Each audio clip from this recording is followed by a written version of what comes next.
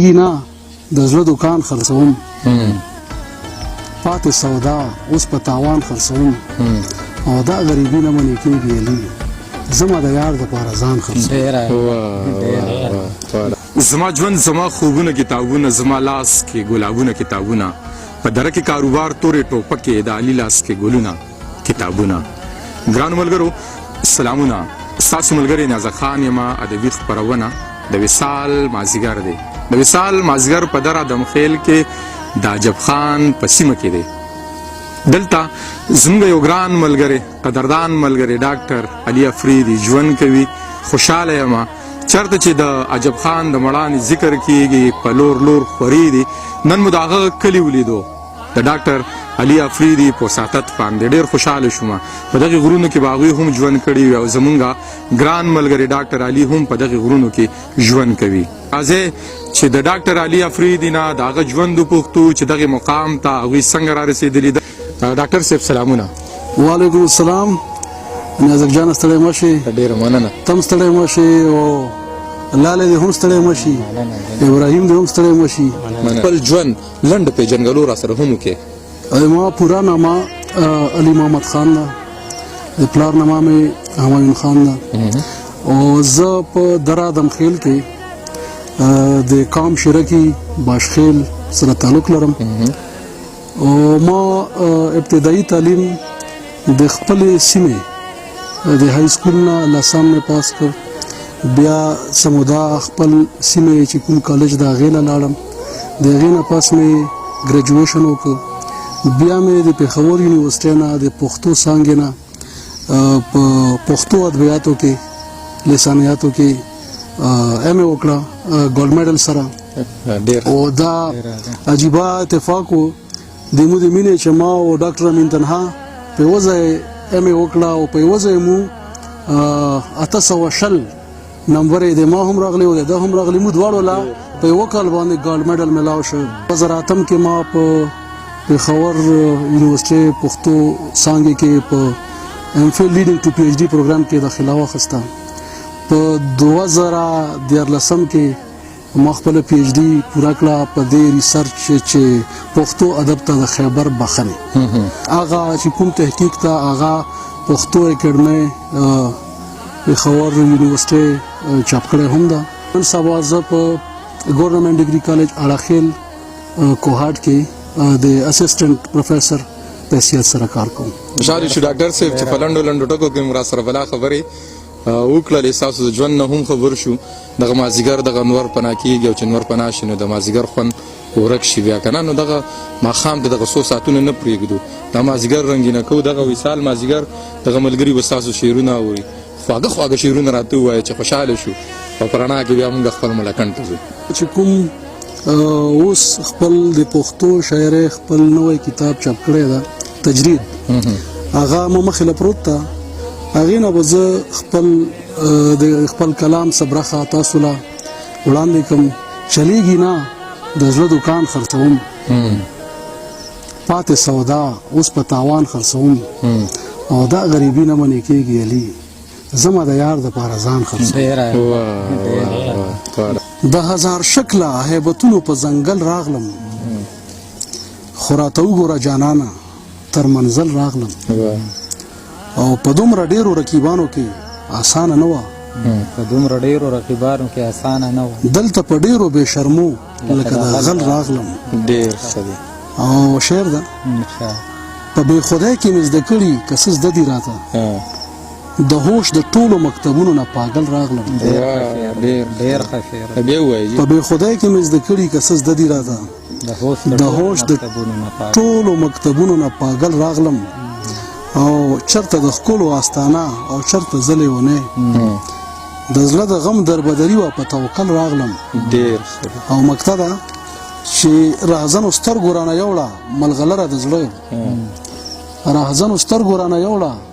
ملغلره د زړه علي کرنګال یم تر کوره تش ګوګل راغلم تریخ بېلتون دی بهر حال سترګې خوږې شوې تریخ بېلتون دی بهر حال سترګې خوږې شوې نن مې ستا په کلیوال سترګې خوږې شوې او که یې راوستې دوه اوښکې مالګې بیا مې هم د چا په خیال سترګې خوږې شوې ډېر او بختور به دې وسپین جبین ته ګوري نیازک جانه بختور به دې وسپین جبین ته ګوري هاي زمونږ د په دیوال سترګې خوږې شوې ډېر ښه دی او زړه د غلی اختیار و مشغله کړه د هر چا چې ستا په خال سترګې خوږې شوې او عاشقۍ کې د خوشحال غوندې سر ټیټ وړم قبلوم که مې په سوال سترګې خوږې شوې او زوړ صندوق مې را پرانستی و جړل مې بیا مې ستا په یو رومال سترګې خوږې شوې او مقطع ده لالې ګزاره په کمو کوزو څنګه وکړه ګزاره په کمو کوزو څنګه وکړه د علي خو په کمال سترګې خوږې شوې غم دې زاړه کړلو ځوانان چرته یو که چې وبه هغه شان چرته یو او خپې به راکاږو خیر د سر و نه خوره خپې به راکاږو خیر د سر و نه خوره خو دومره ووایې روان چرته یو وختي را تیر یو په مقام د حیرت وختي را تیر یو په مقام د حیرت اوس هډوشته نه یو حیران چرته یو ډېر ښه دی او راپورته نه یو له وړومبي ګزاره ستا د دویم نظر د توان چرته یو راپورته نه یو له وړومبي ګزاره ستا د دویم نظر د توان چرته یو نن خو دا سترګه ډېره رپیلي کارایات شوي د جانان چرته یو ډېر ښه ډاکټر صاحب د ستړي زړه مې بندوبست د آرام پریښی نه دی د مهرویانو د دربار مې سلام پریښی نه دی او لږ مې جړلي دي او ډېر مې څکلي پرله پسې ډېر غځېدو ته مې د هجر ماښام پریښی نه دی دا شعر بیا ووایه ډاکټر صاحب لږ مې جړلي دي او ډېر مې څکلي پرله پسې ډېر غځېدو ته مې د هجر ماښام پریښی نه دی